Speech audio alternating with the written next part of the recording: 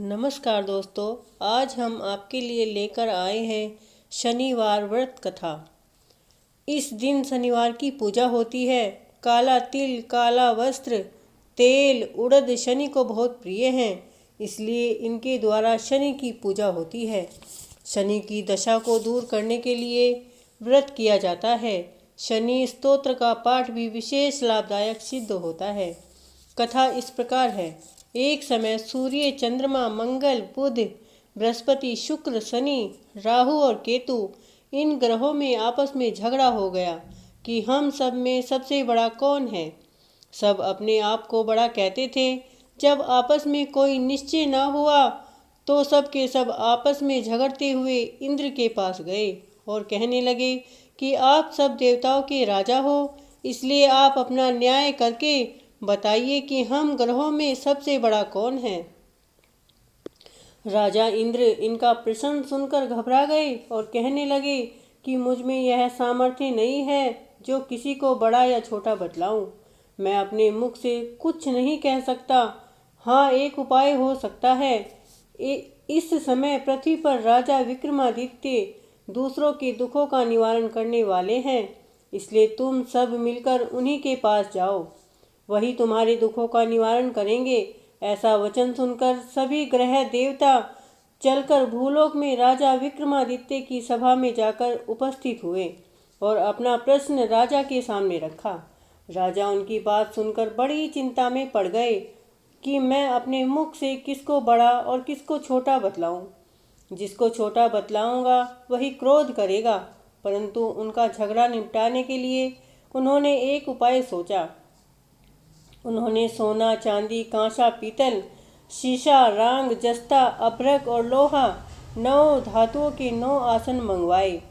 सब आसनों को क्रम से जैसे सोना सबसे पहले और लोहा सबसे पीछे बिछाए गए। इसके पश्चात राजा ने सब ग्रहों से कहा कि आप सब अपने अपने सिंहासनों पर बैठिए। जिनका आसन सबसे आगे वह सबसे बड़े और जिनका आसन सबसे पीछे वह सबसे छोटा जानिए, क्योंकि लोहा सबसे पीछे था और वह शनिदेव का आसन था। इसीलिए शनिदेव ने समझ लिया कि राजा ने मुझको सबसे छोटा बना दिया है। इस पर शनि को बड़ा क्रोध आया और कहने लगे कि हे राजा, तू मेरे पराक्रम को नहीं जानता। सूर्य एक राशि पर 1 महीना, चंद्रमा 2.25 महीना 2 दिन, मंगल 1.5 महीना, बृहस्पति 13 महीने और बुध और शुक्र 1 महीने, परंतु मैं एक राशि पर 2.5 अथवा 7.5 साल तक रहता हूँ। बड़े बड़े देवताओं को भी मैंने भीषण दुख दिया है। राजन सुनो, राम जी को 7.5 ही आई और वनवास हो गया, और रावण पर आई तो राम और लक्ष्मण ने सेना लेकर लंका पर चढ़ाई कर दी, रावण के कुल का नाश कर दिया। हे राजा, अब तुम सावधान रहना। राजा कहने लगा, जो कुछ भाग्य में होगा देखा जाएगा। इसके बाद अन्य ग्रह तो प्रसन्नता के साथ चले गए, परंतु शनिदेव बड़े क्रोध के साथ वहां से सिधारे। कुछ काल व्यतीत हो जाने पर जब राजा को 7.5 आई तो शनिदेव घोड़े के सौदागर बनकर उनके सुंदर घोड़े के सहित राजा की राजधानी में आए। जब राजा ने सौदागर के आने की खबर सुनी तो अश्वपाल को अच्छे अच्छे घोड़े खरीदने की आज्ञा दी।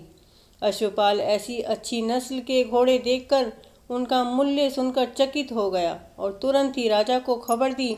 राजा उन घोड़ों को देखकर एक अच्छा सा घोड़ा चुनकर सवारी के लिए चढ़ा। राजा के घोड़े की पीठ पर चढ़ते ही घोड़ा जोर से भागा।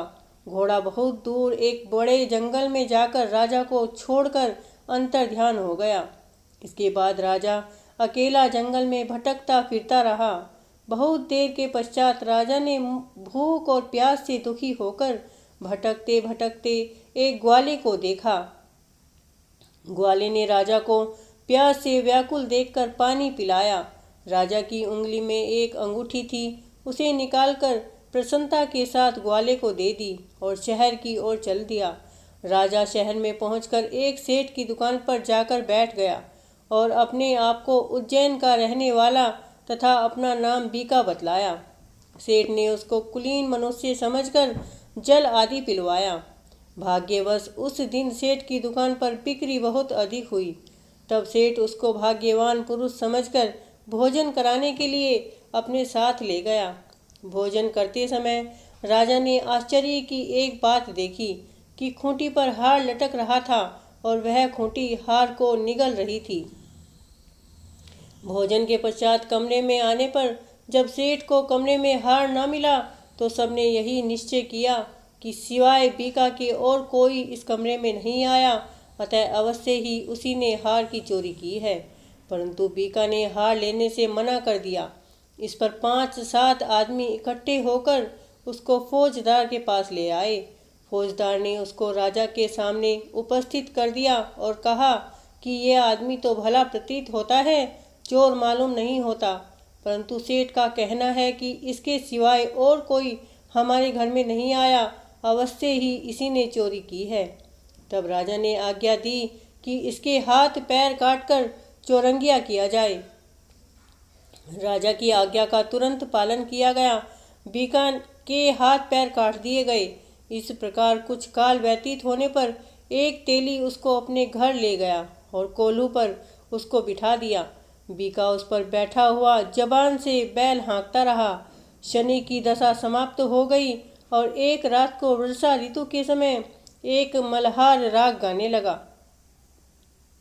उसका गाना सुनकर उस शहर के राजा की कन्या उस राग पर मोहित हो गई और दासी को खबर लेने के लिए भेजा कि शहर में कौन गा रहा है। दासी सारे शहर में फिरती फिरती क्या देखती है कि तेली के घर पे चौरंगिया राग गा रहा है। दासी के महल में आकर राजकुमारी को सब वृतांत सुना दिया। बस उसी क्षण राजकुमारी ने अपने मन में प्रण कर लिया कि चाहे कुछ भी हो, मैं इस चौरंगिया के साथ ही विवाह करूंगी। प्रातःकाल होते ही जब दासी ने राजकुमारी को जगाना चाहा तो राजकुमारी अनशन व्रत लेकर पड़ी रही। तब दासी ने रानी के पास जाकर राजकुमारी के न उठने का वृतांत कहा। रानी ने तुरंत ही वहां पर आकर राजकुमारी को जगाया और उसके दुख का कारण पूछा। तो राजकुमारी ने कहा कि माताजी, मैंने यह प्रण कर लिया है कि तेली के घर में जो चौरंगिया है उसी के साथ विवाह करूंगी। माता ने कहा, पगली, यह क्या बात कह रही है? तुझको किसी देश के राजा के साथ विवाहा जाएगा। कन्या कहने लगी, माताजी, मैं अपना प्रण कभी नहीं तोड़ूंगी। माता ने चिंतित होकर यह बात राजा को बताई। तब महाराज ने भी आकर यह समझाया कि मैं अभी देश देशांतर में अपने दूत भेजकर तेरे लिए कोई सुयोग्य, रूपवान एवं बड़े बड़े गुणी राजकुमार के साथ तुम्हारा विवाह करूंगा। ऐसी बात तुमको कभी नहीं विचारनी चाहिए। कन्या ने कहा, पिताजी, मैं अपने प्राण त्याग दूंगी, परंतु दूसरे से विवाह नहीं करूंगी। इतना सुनकर राजा ने क्रोध से कहा, यदि तेरे भाग्य में ऐसा ही लिखा है तो जैसी तेरी इच्छा हो वैसा कर। राजा ने तेली को बुलाकर कहा कि तेरे घर में जो चौरंगिया है उसके साथ मैं अपनी कन्या का विवाह करना चाहता हूँ। तेली ने कहा कि यह कैसे हो सकता है? कहाँ आप हमारे राजा और कहाँ मैं एक नीच तेली। परंतु राजा ने कहा कि भाग्य लिखे को कोई नहीं टाल सकता, अपने घर जाकर विवाह की तैयारी करो। राजा ने उसी समय तोरण और बंदरवार लगवाकर अपनी राजकुमारी का विवाह चौरंगिया बना विक्रमादित्य के साथ करा दिया। रात्रि को जब विक्रमादित्य और राजकुमारी महल में सोए तो आधी रात में समय शनिदेव ने विक्रमादित्य को स्वप्न दिया कि राजा, कहो, मुझको छोटा बतलाकर तुमने कितना दुख उठाया। राजा ने क्षमा मांगी। शनिदेव ने प्रसन्न होकर विक्रमादित्य को हाथ पैर दे दिए। तब राजा ने कहा, महाराज, मेरी प्रार्थना स्वीकार करें कि जैसा दुख आपने मुझे सौंप दिया है ऐसा और किसी को न दे। शनिदेव ने कहा कि तुम्हारी यह प्रार्थना स्वीकार है। जो मनुष्य मेरी कथा सुनेगा या कहेगा उसको मेरी दशा में कभी किसी प्रकार का दुख नहीं होगा, और जो नित्य ही मेरा ध्यान करेगा या चींटियों को आटा डालेगा उसके सब मनोरथ पूर्ण होंगे। इतना कहकर शनिदेव अपने धाम को चले गए। राजकुमारी की आंखें खुली और उसने राजा के हाथ पांव सही सलामत देखे तो आश्चर्य को प्राप्त हुई।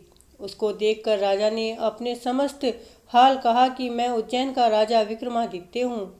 यह बात सुनकर राजकुमारी अत्यंत प्रसन्न हुई। प्रातःकाल राजकुमारी से उसकी सखियों ने पूछा तो उसने अपने पति का समस्त वृत्तांत कह सुनाया। तब सब ने प्रसन्नता प्रकट की और कहा कि ईश्वर ने आपकी मनोकामना पूर्ण कर दी। जब उस सेठ ने यह बात सुनी तो वह विक्रमादित्य के पास आया और राजा विक्रमादित्य के पैरों पर गिरकर क्षमा मांगने लगा कि आप पर मैंने चोरी का झूठा दोष लगाया, अतः आप मुझको जो चाहे दंड दें।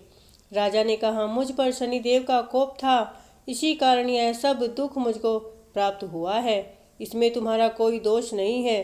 तुम अपने घर जाकर अपना कार्य करो। सेठ बोला कि मुझे तभी शांति होगी जब आप मेरे घर चलकर प्रीतिपूर्वक भोजन करेंगे। राजा ने कहा, जैसी आपकी मर्जी हो वैसा ही करेंगे।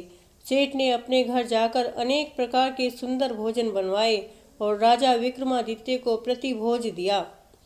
जिस समय विक्रमादित्य भोजन कर रहे थे, एक अत्यंत आश्चर्य की बात सबको दिखाई दी।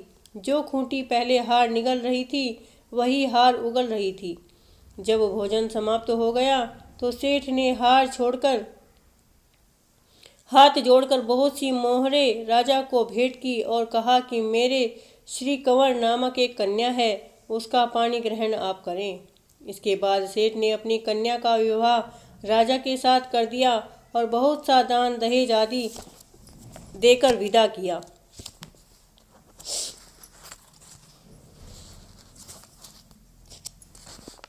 इसके बाद कुछ दिनों तक वहां निवास करने के पश्चात विक्रमादित्य ने शहर के राजा से कहा कि अब मेरी उज्जैन जाने की इच्छा है। फिर कुछ दिन के बाद विदा लेकर राजकुमारी मन भावनी सेठ की कन्या श्री कंवरी तथा दोनों जगह के दहेज से प्राप्त अनेक दास दासी रथ और पालकियों सहित विक्रमादित्य उज्जैन की तरफ चले। जब शहर के निकट पहुँचे और पुरवासियों ने राजा के आने का संवाद सुना तो समस्त उज्जैन की प्रजा अगवानी के लिए आई। तब बड़ी प्रसन्नता से राजा अपने महल में पधारे। सारे शहर में बड़ा भारी महोत्सव मनाया गया और रात्रि को दीपमाला की गई।